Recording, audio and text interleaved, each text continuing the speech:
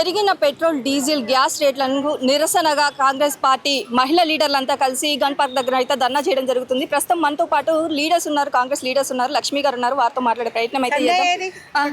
Madam చెప్పండి, ఏంటి అసలు ఈరోజు ఏదైతే కేంద్ర ప్రభుత్వం ఉందో మోడీ గారు ఎలక్షన్స్కి ముందుకేమో ఎలాంటి పెట్రోల్ రేట్స్ కానీ డీజిల్ రేట్స్ కానీ గ్యాస్ రేట్లు కానీ పెంచలేదు.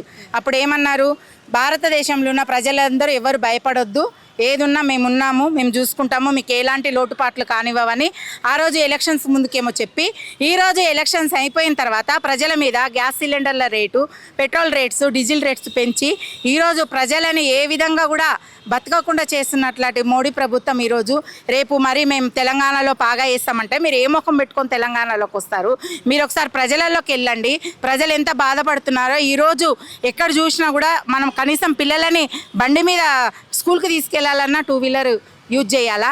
అలాంటిది మీరు ఇంత సామాన్యమైన ప్రజల మీద ఇంత మీరు డీజిల్ రేటు పెట్రోల్ రేటు పెంచితే రేపు ప్రజలు ఏ విధంగా బతుకుతారు? అదేవిధంగా నిత్యావసర ధరలు కూడా ఎన్నో పెంచేశారు. ఆయిల్ కానివ్వండి, కందిపప్పు కానివ్వండి, అవన్నీ కూడా ఎన్నో పెంచారు. అయినా కూడా ప్రజలు ఇంకా మీరు దొంగోట్లు పెట్టుకొని దొంగోట్లతోటి మీరు ఈరోజు గద్దెనెక్కి ప్రజలను ఈ విధంగా ఇబ్బంది పెడతామంటే మహిళా కాంగ్రెస్ చూస్తూ ఏ రోజు కూడా ఊరుకోదు. నేను చెప్తున్నాను, మీరు తెలంగాణలో బాగా వేయడం కాదు, రేపు తెలంగాణలో మీరు గెలవడం కాదు, మేము ఈ కంటప్రదగా చెప్తున్నాము. ఇంకా 7, 8, 10 సంవత్సరాలు మా రేవంత్ రెడ్డి గారే ముఖ్యమంత్రిగా ఉంటారు, కాంగ్రెస్ ప్రభుత్వమే తెలంగాణలో ఉంటుంది. ఈ 8 సీట్లలో 2 సీట్లు వచ్చేది కూడా మీరు చూసుకోండి. రాబోయే ఎలక్షన్స్లో మీరు రారు, మీకు అసలు ప్రజలందరూ బొంద పెట్టాలని అన్నారు. రేపు కార్పొరేషన్ ఎలక్షన్లో చూసుకోండి, ముందు మీ 2-3 కార్పొరేటర్లన్నా గెలుస్తారో చూసుకోండి. మీరు తెలంగాణలో ప్రభుత్వం తెచ్చుకునే సంగతి తర్వాత, ముందు ప్రజల ఏ విధంగా బాధపడుతున్నారు. మీరు మళ్ళీ వెనకాల 90, 70, 80 సంవత్సరాల కిందకి తీసుకెళ్లారు. మీరు ఈరోజు పట్టణంలో కూడా కట్టెలు పెట్టుకొని వండుకునే పరిస్థితి వచ్చింది.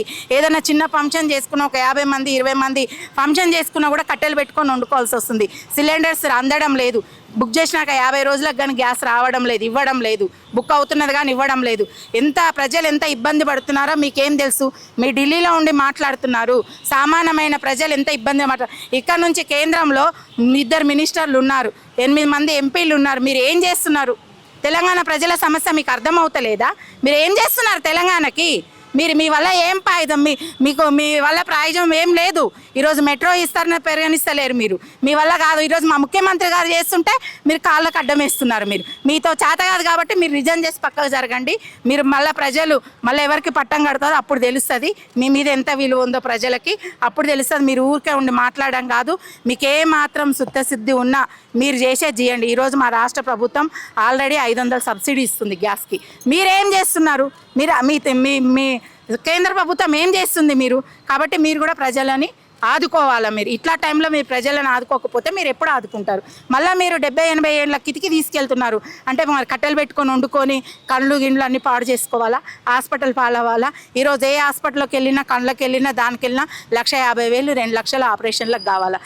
మీ సామాన్యమైన ఈరోజు మా రాష్ట్ర ముఖ్యమంత్రి గారేమో ప్రతి ఒక్క మహిళను కోటీశ్వరాలు చేస్తానని ఆయన జయం పెట్టుకుంటే మీరేమో మమ్మల్ని కట్టెల పొయ్యికి మీరు అంకితం చేస్తున్నారు. బేటీ పడావ్ బేటీ బచావ్ అంటాడు. ఎక్కడ పడాయించాలి, ఎక్కడ బచాయించాలి? మీ నాయకులే మహిళల మీద అత్యాచారాలు చేస్తున్నారు. మీ నాయకులే ముసలోళ్ళను వదులుతలేరు, ముత్తుకోళ్ళను వదులుతలేరు, పిల్లలను వదులుతలేరు. ఇక మీరు సామాన్యమైన ప్రజలకు ఎక్కడ రక్షణ ఇస్తారు? కాబట్టి రాబోయే రోజులలో బీజేపీని ఖచ్చితంగా తెలంగాణలో ప్రజలు బొందబెడతారు, ఖచ్చితంగా వాళ్ళని ఇంటికి పంపిస్తారు. మళ్ళీ కాంగ్రెస్ ప్రభుత్వం ఉంటుంది.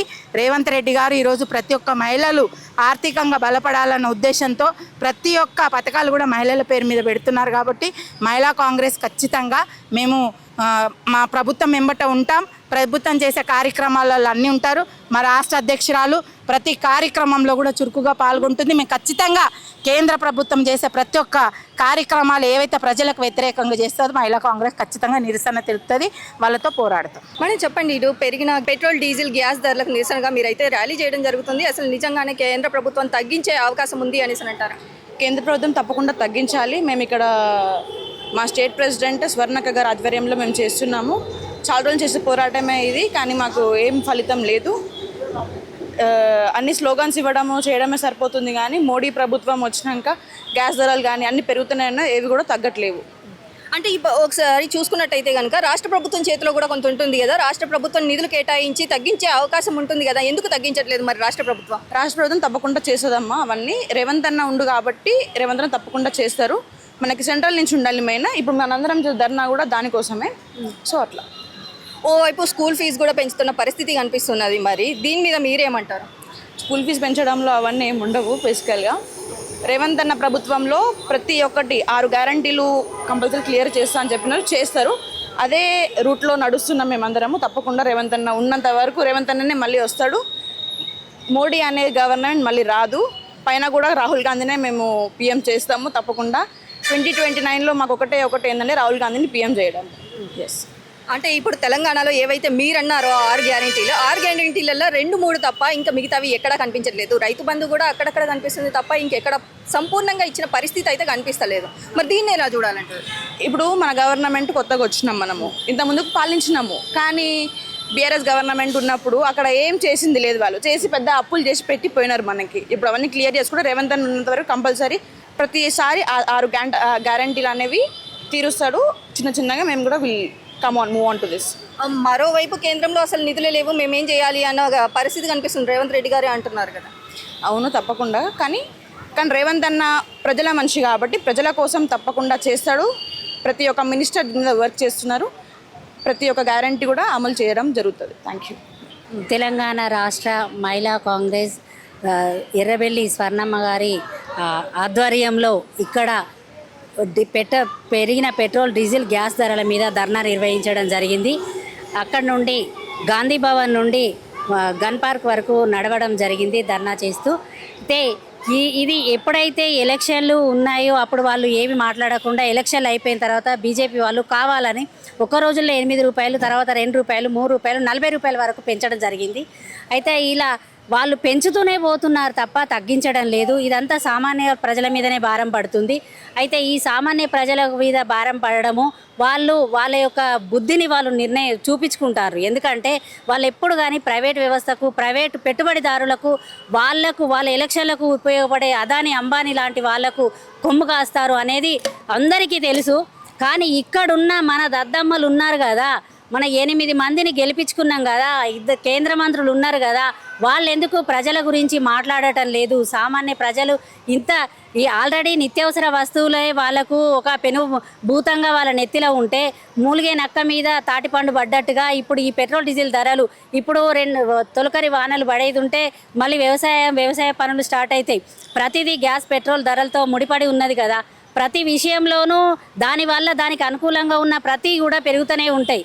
కాబట్టి తప్పకుండా కేంద్ర ప్రభుత్వం దిగొచ్చి తప్పకుండా ఇది తగ్గించాలని కోరుకుంటున్నాం. ఎందుకంటే ఏ విధంగా అయినా ఉండని, ఇంతకుముందుకు కాంగ్రెస్ గవర్నమెంట్లో ఉన్నప్పుడు కూరగాయల ధరలు ఎక్కువ ఉన్నా కూడా గవర్నమెంట్ భరించి ప్రజల మీద భారం పడకుండా చూసింది. అదేవిధంగా వీళ్ళు కూడా చేయాలని ప్రతి ఒక్కరూ కోరుకుంటున్నారు. ఇది కనుక మీరు ఇక్కడున్న మంత్రులు కానీ ఇక్కడున్న ఎంపీలు కానీ మాట్లాడకుండా ఇదే మీరు వాళ్ళకు ఇక్కడ వాళ్ళకు ఏమంటారు, ఒక బొమ్మల్లాగా మీరు ఉన్నాము అంటే ఉన్నాము అనే రీతిగా మీరు కనుక వివరించేది ఉంటే మహిళా కాంగ్రెస్ తరఫున ఇంకా తీవ్రంగా ధర్నాలు చేయడం జరుగుతుంది. మిమ్మల్ని కూడా బయటికి తీసుకొచ్చి మాట్లాడియాల్సిన అవసరం చాలా ఉన్నది. మీరు ఇట్లా మాట్లాడక ఉండడం మాకే సిగ్గుచేట అనిపిస్తుంది. ఎందుకంటే ఒక బాధ్యతాయుతమైన పదవులలో ఉండి మీరు ప్రజల గురించి మాట్లాడకపోవడం చాలా సిగ్గుచేటు. ఇప్పటికైనా బుద్ధి తెచ్చుకోండి. ప్రజల కోసం రాజకీయాలప్పుడు రాజకీయాలు చేద్దాం, కానీ ఓట్లప్పుడు ఓట్లు అడుక్కుందాం. కానీ ఇప్పుడు ప్రజల మీద భారం పడే విషయంలో తప్పకుండా మీరు నోరు విడిచి మాట్లాడాలని కోరుకుంటున్నాం. జై మహిళా కాంగ్రెస్.